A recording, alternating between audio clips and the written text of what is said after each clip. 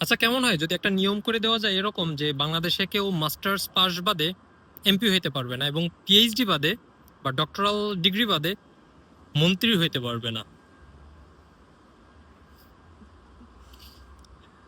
যাই হোক, সবাই বলবে সোহন ভাই আসলে মজা করতেছে।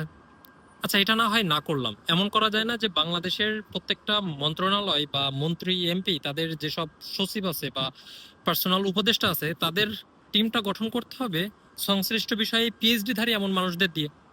আপনারা যে বলেন না যে বাংলাদেশে মেধা পাচার হয়ে যাইতেছে, তো এই মেধা যেগুলো পাচার হয়েছে সেগুলারে ফিরাইও তো আনতে হবে। এখন তাদের জন্য তো তাদের পজিশন ক্রিয়েট করা লাগবে।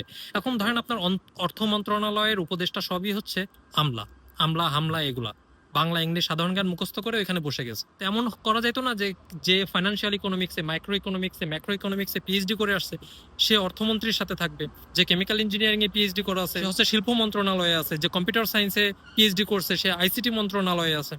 তাহলে কি ভবিষ্যতে তারা ফিরে আসতো না?